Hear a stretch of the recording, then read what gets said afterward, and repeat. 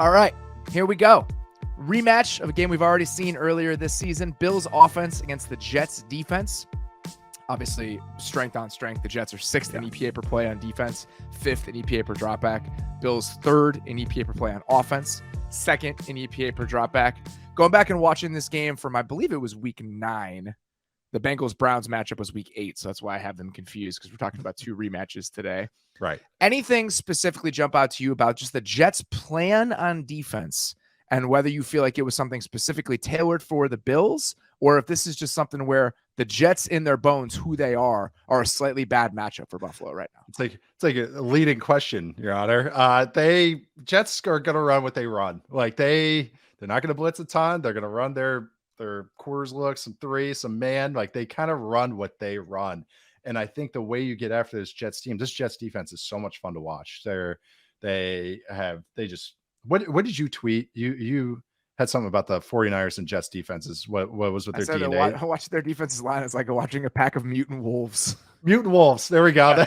We got to throw another term in there. Banshees, werewolves, like whatever you have. They are from the same DNA. They play with their hair on fire, but in a controlled way. Like it's not chaotic just to be chaotic sense. Like last year, that Cowboys defense at times could feel like they're just chaos. Yeah. And it was like, oh my God, you run on them, they get a huge gash because they have 3 guys in the same gap. This defense feels a lot more controlled, even with that chaotic play. But the way to get after him, again, this is what led to my Vikings Jets point from last week. And I'm just a caricature of myself, was you get him in the base defense with 3 linebackers on first and second down, and you can get after him a little bit. But guess what? The Bills can't really do that. They tried to do it early in the game.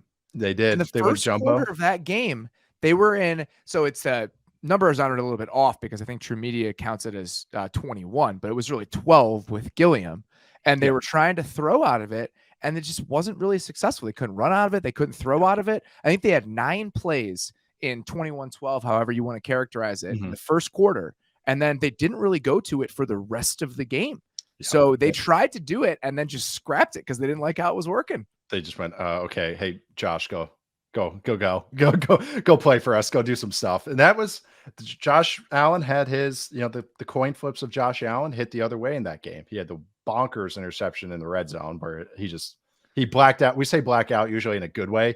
He blacked out in the bad time travel way of like, what was that? And there's been some theories about why that happened, but it was just not a. Do we know why? Because I was trying to find some sort of explanation afterwards in a game recap wherever, and I didn't see anything. No, I haven't found anything. I think people's theories is that he truly, when he looked, because you are assuming a lot at quarterback, you assume this guy's going to keep being open. When he looked, he just didn't see a defender. And then finally, when he threw it, it's like, it was behind the guy. Sight line. Yeah. It's like some magic bullet stuff. He was directly behind the linebacker. And so that was my guess, is that he just couldn't see him. But even watching it back several times on the All-22, it's like, what was happening there? It's just Professor Chaos, man. It was one magic loogie. Like that's really what it was. But the other thing, just diving into stats, and this isn't so much the matchup, is I did want to talk about it, is the Bills, under Ken Dorsey, I believe, have found ways to be more efficient. But since their bye week and since some injuries with the O-line, it's kind of come unraveled a little bit. The O-line struggles. Josh Allen mitigates a lot of the pass protection struggles, but you see it show up in the run game where they can't move the ball. And that's where defenses make it tough on them, daring them to run, and they legit just can't do it. Like they just can't. And it's not a can or won't thing. I had credited Dorsey because I do see him trying to find answers. That's not just, hey, Josh Allen, go run the ball. And one of them to me has been empty formations. And some of that is because it spreads it out for Josh Allen, let him use his legs, but he's only scrambled out of it 10 times when they've been an empty, 8 successful scrambles on those 10. So it's insane what he does as a scrambler. But they have 91 snaps out of empty this year compared to 87 last year. He's cut his sack rate in half, but he's pushing the ball 2 yards further out of those sets. Only Lamar has more empty formations this year, but no one has generated more EPA, just sheer EPA or EPA per dropback. I think Andy Dalton's the only one close with EPA per dropback. He laps the field out of this. And it's not just because he's scrambling like other quarterbacks. Like you look at Jalen Hurts when they're in empty, it's like, okay, shot play or he scrambles. they have found a weapon here, and it's like one of the most devastating weapons. And it's just put him in empty, which is hilarious because I'm crediting Dorsey for saying, "Oh, you're not relying on Josh Allen so much," but this is just sheerly relying on Josh Allen being Josh Allen.